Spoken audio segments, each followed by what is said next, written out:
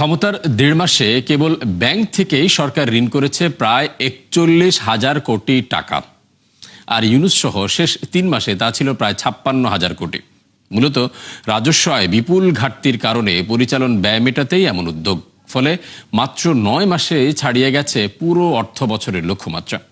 কেন্দ্রীয় ব্যাংকের তথ্য অনুযায়ী শেখ হাসিনা পতনের পর গেল ১৪ মাসে ব্যাংক ঋণ বেড়েছে ২.৫ লাখ কোটি টাকা, যাকে অর্থনীতির জন্য ঝুঁকিপূর্ণ বলে মনে করছেন বিশ্লেষকরা।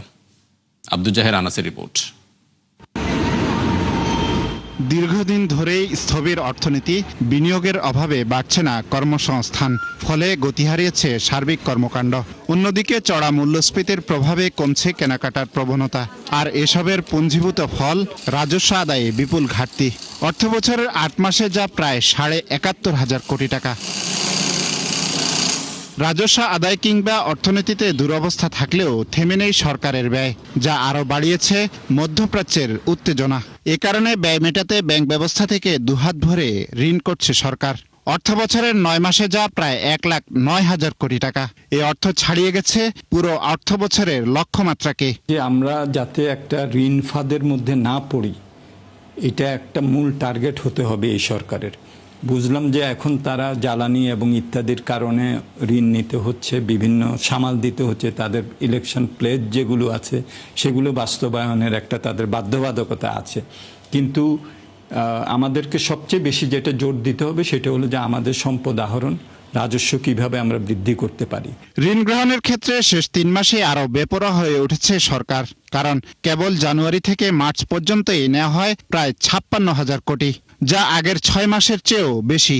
আরও স্পষ্ট করলে ১৬ ফেব্রুয়ারি থেকে ৩১ মার্চ পর্যন্ত প্রায় ৪১,০০০ কোটি, অর্থাৎ বিএনপি সরকারের ১.৫ মাসেই তা বেড়েছে উল্লেখযোগ্য পরিমাণ। ব্যবসায়ী ও বিশ্লেষকদের মতে সরকার এমন আগ্রাসী ঋণ নিলে থেমে যাবে প্রবৃদ্ধির গতি। সরকার যদি এরকম ব্যাংক এবং ইয়ের থেকে ঋণ বেশি নেয়, সেটা কিন্তু আলটিমেটলি এটা কিন্তু রাষ্ট্রের অর্থনীতিকে এটা কিন্তু ক্ষতিগ্রস্ত করে। এই যে ঋণ নিচ্ছে, এই ঋণ পরিশোধ করা নিয়েও কিন্তু একটা দেখা যাবে যে সরকার সংকটে পড়ে গেছে। না, ব্যাংকিং খাতে কিন্তু একটা ভীষণ তারল্য সংকট চলছে, এবং গত ইন্টারিম গভর্নমেন্ট যে কঠিন কিছু রুলস আনাতে, ক্লাসিফিকেশন রুল আনাতে অনেক ব্যবসায়ী কিন্তু নতুন করে ব্যাংকের থেকে ফাইন্যান্স পেতে পারছেন না। এবং আমরাও দেখেছি যে প্রায় অর্ধেক ব্যাংকে তো প্রায় ২৩টা ব্যাংকে বলা হয়েছে প্রায় ২,৮২,০০০ কোটি টাকার কিন্তু একটা ক্যাপিটাল শর্টফল আছে, ওরাও ফাইন্যান্স দিতে পারছে না। তথ্য অনুযায়ী ২০২৪ সালের ১ আগস্ট থেকে ৩১ মার্চ পর্যন্ত ব্যাংক থেকে সরকারের ঋণ বাড়ে প্রায় ২.৫ লাখ কোটি টাকা। মূলত এই ঋণের বেশিরভাগই